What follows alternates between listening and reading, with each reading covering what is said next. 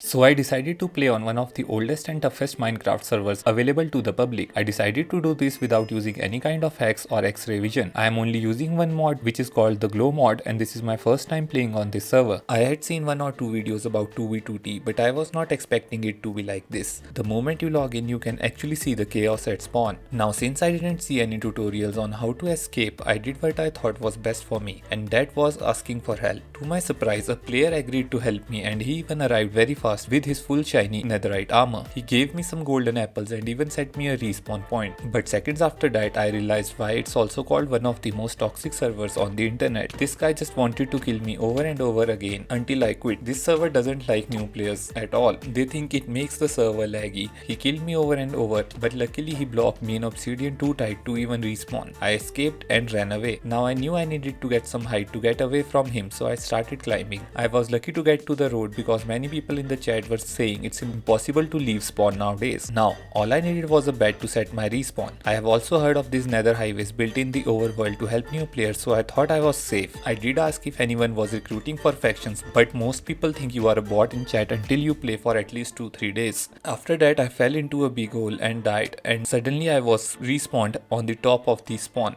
Now, if you are a new player, this is the place you want to be. This is the best case scenario that could happen to a new player. Now, if you do get to the roof, I recommend you don't hold the W key because there are some holes in this roof which will send you back to the spawn in an instant. After walking miles and miles on this roof and the cobblestone mountains for hours, I thought of going down using the water to get some wood. Now some of you may think that this was not intentional after looking at my super cool jump. Wood is going to be really important in the first few hours of this, so if you are gonna start after me, I will recommend get as much as wood possible whenever you can. You are even less likely to find any food on spawn, so your main source of food will be zombies. I would recommend avoiding any other fights for now. Soon I found this tower of wool which helped me make my first bed and even set spawn too. I took some extra materials to make some extra beds to use later. I even went to nether, but I was too scared, and knowing I would need zombies to eat, I decided to go back and start walking again. I found some small interesting parks and towers which gives you a little motivation to keep going. A lot of people leave their boat sign on this platform which also looks really cool. Some people even tried to make this place better, but with so many creepers it's hard to maintain these structures. I randomly decided to set my next spawn here, and to my surprise another player found me. Now if he killed me and broke my bed, it would have destroyed my hours of work and sent me back to spawn. So I decided to message him saying I am a noob or I can be his assistant if he wants, as fast as I could. My only hope at this point was that he would show me some mercy. This guy started to trap me in obsidian box, but when all hope was lost, he broke me out, gave me some supplies and then went on his way. This was the luckiest I have been till now. I put some of my stuff in an ender chest for later, and then I was killed by a creeper.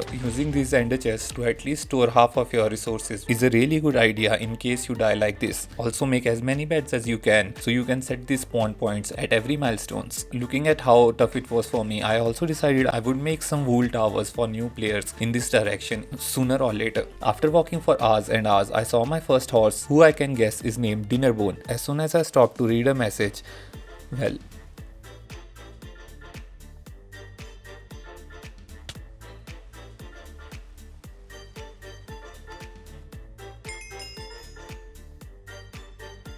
after taking a break from Minecraft and starting again from my last checkpoint, I decided to walk only in one direction. West came to my mind just because I wanted to name this part of my video Journey to the West. At this point I was seeing some bridges made out of chests, stones or even some green blocks. I tried to kill some zombies with armor to get some for myself. After walking for like 2 more hours straight, I finally found myself at the end of this dead biome. I saw some grass and jumped down because I knew I have finally made it out of spawn. I quickly started collecting supplies for food and beds. At this point you should all be careful as there are quite a lot of rogue withers flying around. I quickly made some shield and armor and went on my way. I walked a lot to a safe point to set my next bed. This would take me another 1 to 2 hours as the land is tough to walk on, and I was collecting supplies too. From the start I was keeping half my stuff in ender chest to not lose it. This strategy was still saving me whenever I died. Soon I found myself in full iron, and this was the point I realized I could soon get netherite armor and even save new players at the spawn. I decided to spend some time in nether and instantly found the highway. Now these highways are maintained by players to help people fast travel around the world. If you are a new player like me and you are in Nether, just go up towards the roof till you see bedrock blocks and then just start mining in one direction and soon you will get to a highway. On these highways you will see a lot of boards either signed by players or people advertising shops and Discord channels. And while holding W key and looking at my phone, I straight up died and lost my stuff again.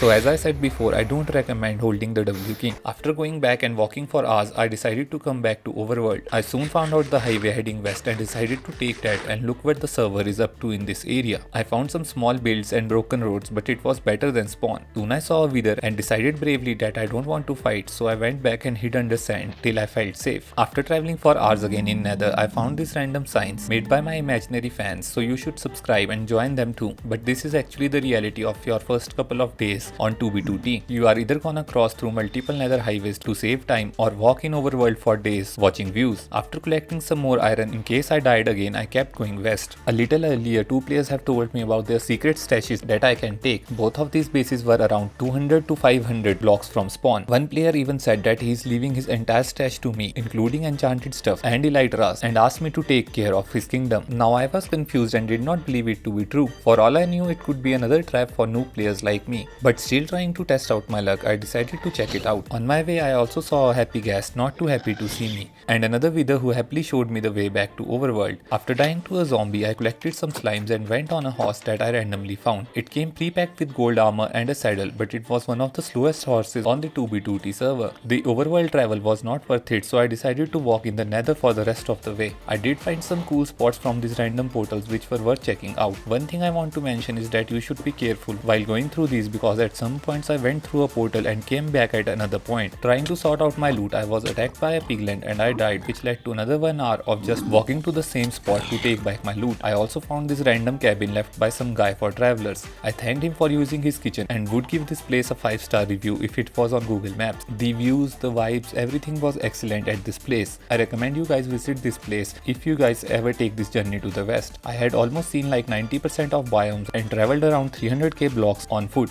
I found some ruined portals and some villages to my surprise that were not griefed or looted yet. I have read in the chat that you should travel at least 500k blocks to find resources and at least 1 million blocks to make a house. I did come across multiple sand temples, but they were already looted. After traveling some more, I remembered I had a flame sword which can be used to get cooked food directly. One thing I forgot to mention is that if you don't travel through highways, you may not see many ender chests, which makes it harder to get your stuff back. After all of this, I finally reached one of the 2 bases that promised me loot. Surprisingly enough, it had very good items left untouched and I was very thankful to the person. Now the coords I was given were like 500 blocks from this house, so I may have looted some other random guys, but that's how it goes on 2b2t. I found a village with its library intact which can be used to enchant later. I traveled through snow, rain and even sandstorms to finally reach the second bunker that promised me godly loot. After 5 minutes of finding this spot, I finally dug down, but not before setting a spawn in case there were traps. When I went down, I saw this chest, and after opening, I saw these shulkers filled to the brim with netherite armor and enchanted golden apples. This is my first time ever getting a netherite armor in any server. I decided I would help a lot of players to get from spawn.